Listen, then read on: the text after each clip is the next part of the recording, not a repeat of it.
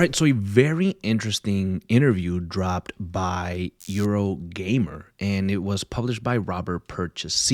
And this article basically talks to Pierre Charette and Nick Herman, which are co-founders of adhoc, and they talk about their challenges making Dispatch. They talk about the rejection that they felt. They talk a little bit about working on The Wolf Among Us 2. They talk about characters that they had to cut. They talk about some other stuff with the sex scenes. They talk a little bit about a lot of stuff and a lot of information. So I will link down the article in the comments so you can go and read it for yourself. It's a very interesting read. We're not going to cover everything, but we're going to cover some stuff that I thought were very interesting. They talk about a season 2 for Dispatch as well, and they talk about the pressures for that. They talk about their development cycle for the first season and how there wasn't really much expectation. So when we look at Dispatch, it was a huge sensation. It was a viral thing. I mean, I've told this story many times before now at this point, but I didn't have Dispatch on my radar at all. I was working on my regular videos for Call of Duty and a few other projects that I was working on. I was actually working on Spider-Man at the time. We were doing a Spider-Man series. And so I was really deep into that and just trying to figure out what comes next. And then I see Dispatch and I'm like, what is this? And I watch a little bit of it, and then I realized that this is an episodic type of game. And I was like, yo, this is just like Telltale. This reminds me of Telltale. Is this what type of game it is? And so I did some digging, found out, bought the game, and I started playing, and the rest is history, as they say. I mean, we fell in love with it here on the channel. Blonde Blazer even became part of my banner on the channel. It is a fantastic game. Everything that came after that is phenomenal. I did not expect it. I got my first care package from the team at adhoc, and they sent me a bunch of Dispatch stuff, which is insane, actually, saying it out loud. It was just fantastic, but I did not have it on my radar. I wasn't thinking about it. And so those were some of the challenges that the team over at adhoc and, you know, the developers and the writers at Dispatch were kind of facing, is how do we get this project out? How do we get this into people's hands? A very interesting thing that they said here during this interview, I want to cover this part here, is that they felt with mostly rejection. They said that it was strange for them because people kept telling them that it was a bad idea. Charette says, everyone told us it was a bad idea for 7 fucking years. Herman adds, telling us this is dumb. Don't do it. And then Charette says again, you're making a game in a dead genre. That is the most telling to me. Imagine that. They're talking about getting funding for the game. They're talking about getting a publisher for the game. They're talking about people backing them and this idea of Dispatch. They were told that they're making a game in a dead genre. That's what people and publishers believed that Dispatch was. That's what they believed the Telltale formula was. That's what they believe the episodic genre is. Making a game that's episodic like that is boring. Making a game that's episodic like that isn't going to make sales. It's not going to be mainstream. Making a game like that will not get you the recognition that you want, or even trying to release them weekly. That's a bad fucking idea. That is a bad recipe for 2025. You know the attention span is a lot shorter. You know that people want to binge. You know that people want to watch or play stuff back to back to back. That's what the problem is nowadays. That is a huge problem that, you know, studios are facing and people are facing with TV and video games. So yeah, Dispatch, if you looked at it, could have been seen as a bad idea. But I think people underestimated. I think the publishers underestimated how much of a role Telltale Games and episodic games had, you know, from the 2010s and upwards. It was such a fantastic series of games with The Wolf Among Us, with Batman, with The Walking Dead. I think underestimated how much people missed that. I think people underestimated that it was a game and a genre that felt like home for a lot of people. And so for publishers to believe that this was a dead genre is insane. And the explosion that Dispatch had now completely shut everybody down, changed their view on things. Then that is what Charette and Herman were saying during this interview, that now everybody's telling them, well, why didn't you tell us this was going to be such a big hit? How could you not let us know? Like, we wanted a piece of the pie. We would have published you, yada, yada, yada. But it's because it exploded. And now, honestly, I think personally, Dispatch is responsible for reviving this genre and bringing it back to the mainstream, bringing it back to players. Because in a way, when Telltale released their statement of intent to return, you had an idea, okay, Telltale's coming back and they're bringing the genre back. But The Expanse was a good game, but it wasn't like the end-all be-all, return to Telltale that maybe many were expecting. Something like The Wolf Among Us 2 may have done that, but they didn't release The Wolf Among Us 2. And so now The Wolf Among Us 2 is in limbo, and Telltale isn't giving us any information. Telltale is very quiet on that front. Are they struggling? Are they going through a difficult time? And then you have Adhoc come out of nowhere and release this beast of a game, this juggernaut of a game, this amazing lightning in a bottle type of game where the characters and the story, everything felt so original. The narrative was so strong. The characters are so likable. It created divide. It created conversation that this now boomed. And the genre episodic games is booming again because of Dispatch. And so this is a massive, massive win. Now, another thing that they talk about is towards the end of the article. And so we're going to cover a few things. They talk about the disparity between Invisigal and Blonde Blazer. Now, this interview, I think, doesn't take into consideration or into account the stats now. When I played through the game, they were a lot more in the middle. If you played the Dispatch episodes, like as soon as they came out, there was a big disparity. A lot of people were choosing Invisigal. Very little people were choosing Blonde Blazer. But I think as time has gone on, it kind of has, evened out a little bit. It's more of in the middle. And so one of the things that they were talking about here during the interview was some of the mistakes they made with that. Herman says that if he could go back, there was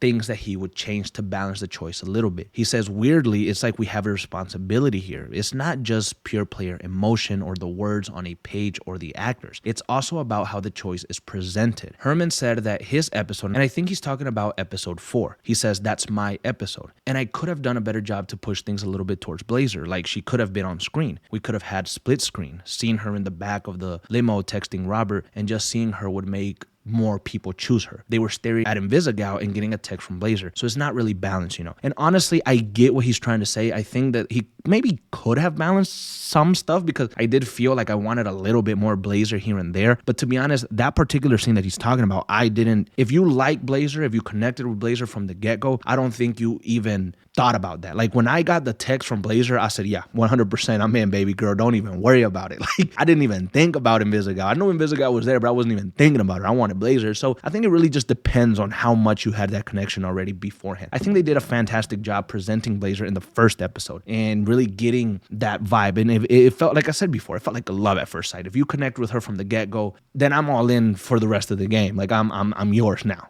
I'll wait for you. Don't worry about it. Leave Phenomenal Man.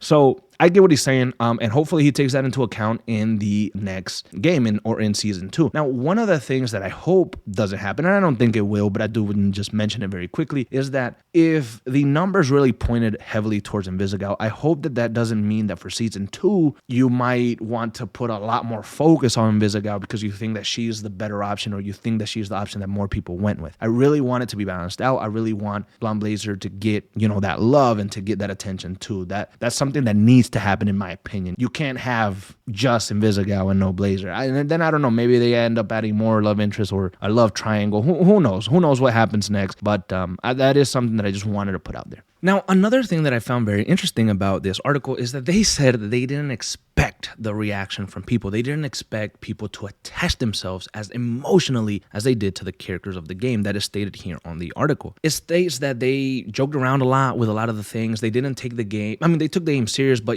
some stuff, they were like, oh, yes, let's do this and let's do that. They were having fun with it, right? But he says that they realized that the fans' seriousness about the character, their artwork, their fiction, their love for them, showed a side of Dispatch that they didn't realize was there. I mean, it really shows you where the developer's head is at. Some of the stuff that happened, some of the, I don't want to say fallout, but some of the things that occurred after we played the episodes in the game, the Dispatch developers didn't even think about. And that's not a oh, that sucks, or that's not good. No, that's just because they believed in the way they were doing. They wanted to make this character, that character is just good and pure, and that's just how it is. That character is bad and evil, and that's just how it is. And there's a freshness to that. There's a uniqueness to that, because in this day and age, everything always has a twist. The person you like is actually evil. This person that seems so good is actually bad. The person that is bad is actually somebody that you know. It's all of this crazy shit that it's shock value, and so many people are just taking advantage of that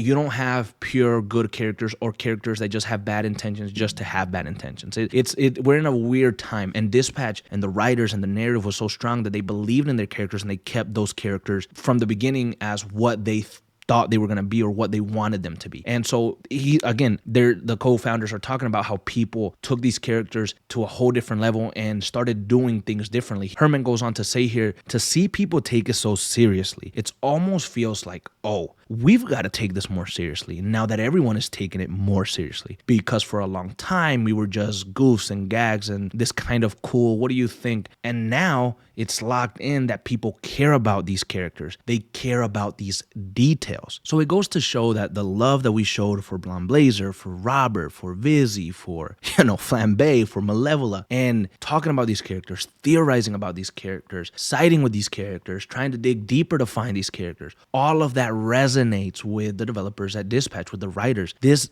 shows them the potential that these characters have even more so, and that is something really cool. Another thing that I found very interesting is that they talked about Robert and his positivity. He said that they feel like he's a good fucking man, and we need more good male role models. People who are not corny about being positive or believing in people. That's cool. It's a good time. And I really like that they said that, because it's true. In today's media and things like that, you really want to have an anti-hero. You want to have someone that's kind of rough around the edges and just kind of badass and slaps people around and says cool shit and pushes the line of the law, and Robert is everything but that. Robert, when he'll come into a place and he'll say something that you might think sounds goofy or corny, or you might think, oh, why is he saying that? But he's saying it because he fully believes in that. Like, I'm here to stop you, or something like that. He means it. Or when he's being positive to Vizzy or Z-Team, or he's throwing out a speech to motivate them, he's being fucking serious. He's not thinking like, this might sound dumb, this might sound corny, they might make fun of me. He doesn't give a rat's ass about any of that, because he believes it 100%. And I love that about Robert's character. The game revolves around him and his history and what he's doing. Obviously, he is the centerpiece of the story. He is everything that ties the game together. And without him, you couldn't have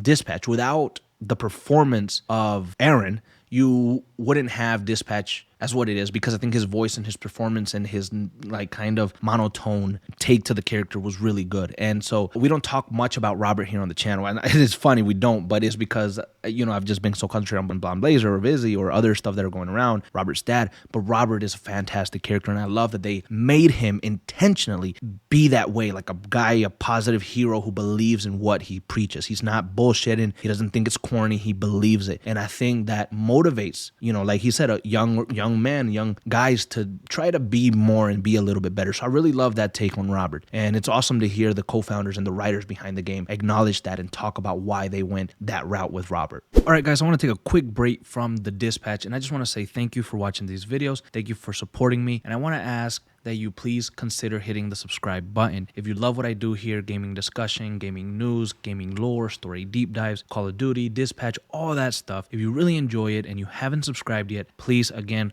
I would ask that you consider to subscribe, because we have a goal to hit 30,000 subscribers before we bring in the new year. That gives us a little short window to try to hit that, and it's going to be very, very difficult, but I know with your help we can get there, and it would mean a lot to me. So thank you so much for watching. Thank you for being here. Let's go ahead and get back to Dispatch. Now, they talk a little bit about the second season and how fans have been kind of badgering them, and not in a negative way or in a bad way at all, but they're saying, well, fans are mad at us, telling us, when's the next game? When's season 2? When's season 2 we wanted? And so Herman acknowledges this a little bit. He says it's the new problem, right? It's like, are you doing it? Are you not doing it? And so the writer here at Eurogamer asked him how seriously they're talking about it. And then Shoret says, as seriously as anything. But the thing is, the tough thing is, it's like music. You have your whole life to write your first album, and then 8 months to write your second. And then there's a little bit of that feeling. We had so long with this.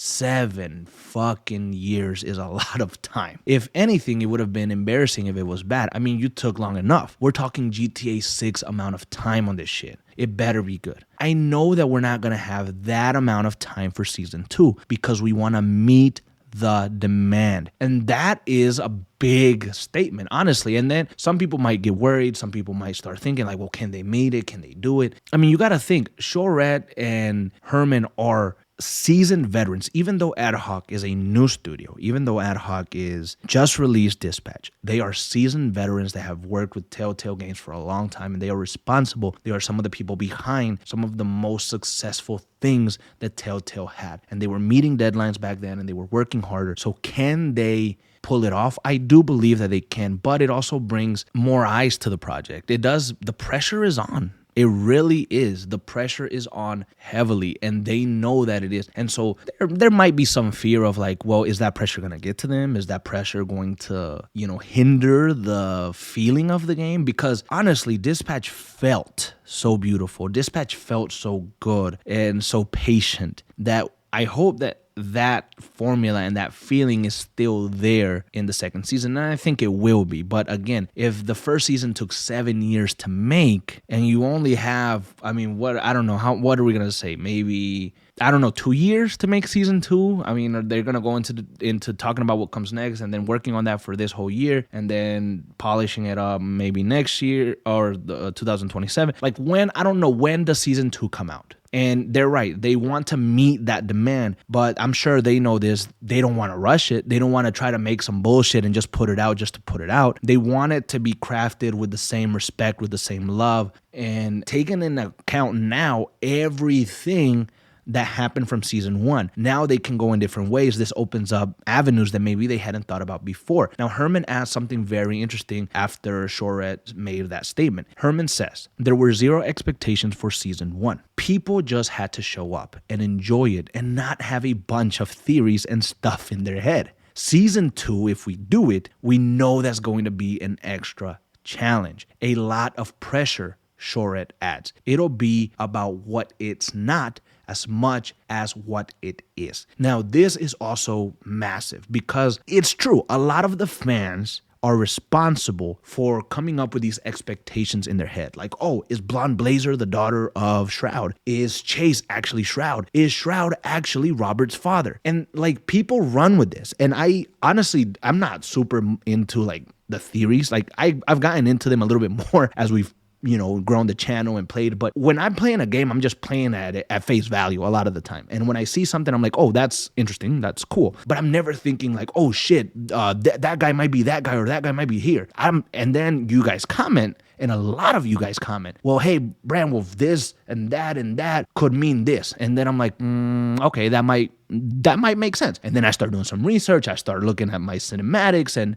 my gameplay. And then I'm like, oh, and then we put together some theories because it's fun, because it's cool, because a lot of you guys want to talk about it. Some of the theories I even say as I'm making them, this one's kind of far-fetched, or, I believe in this one. So it's funny because the fans create all these things and these expectations and these characters and these theories that it does make the game a little harder for the developers, because now they're thinking, well, what are they going to think about that? What if we decide to try to make a twist, but they already figure out the twist before it happens? It becomes a little bit of that, it's balancing. You have to kind of balance what's going on. And so, I don't know, him saying that there's 0 expectation for season 1 and then there's all this pressure and all this expectation for season 2, it's gonna make it harder. It is. Like he says here, it's gonna be an extra challenge, it's gonna be a lot more pressure. And the thing is that some people get so emotional about this and so intact with it, and so I want this, that if it doesn't happen, you might be very disappointed, and you might even brand the second season a failure. For example, and I wouldn't do this, but I'm just putting myself as an example. I love Blonde Blazer as a character. I want more Blonde Blazer. I want her and Robert to be together, and I want them to,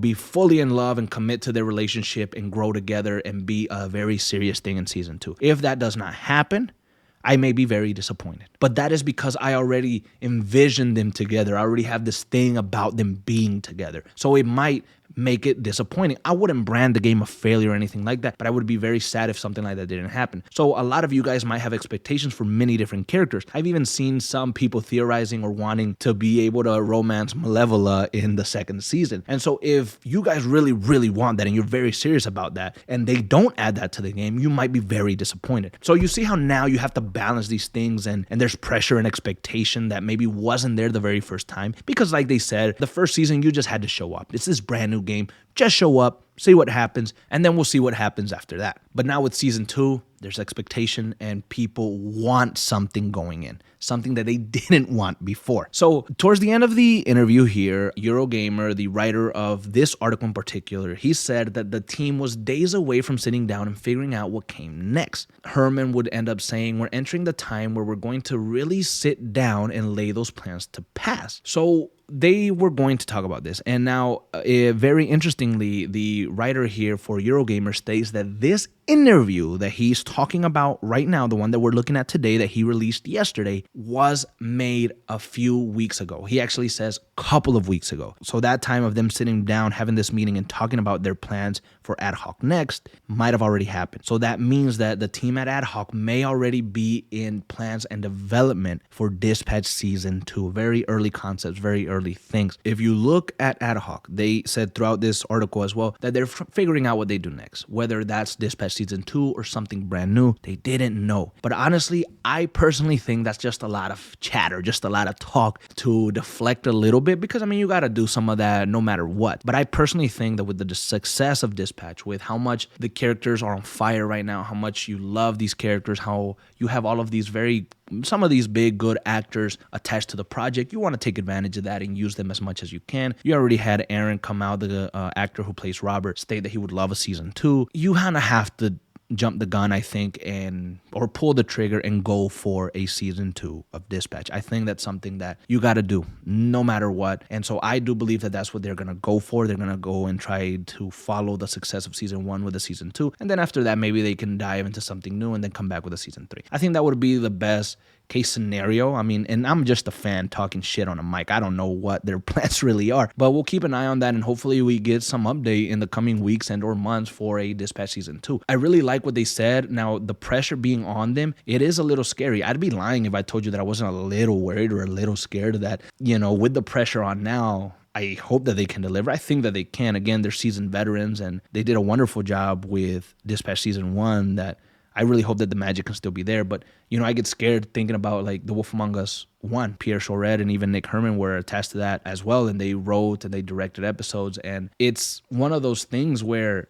The Wolf Among Us was fantastic. And I've always talked about how the feeling of that game is so unique to me, like no other game out there. And that is why it's one of my favorite gaming worlds ever. And I'm scared for season 2 because I'm scared that it's not going to have that magic. And I've been scared for years now. And some of you guys have been scared for over 10 years, hoping that magic returns in a hopeful season 2. We're not any closer to finding out. So it's a very scary thing, and I don't want something like that to happen to Dispatch. Dispatch had this feeling, this vibe to it, this love, this craft, and I really, really hope that a season 2 can continue that magic, and it's not lost in the theories, it's not lost in all the little things. I really hope that the game can deliver, and I'm excited for it, but I am scared because, like the co-founder said, season 1 only needed players to show up. Season 2, the pressure is on because now there's expectations. Now there's an extra challenge.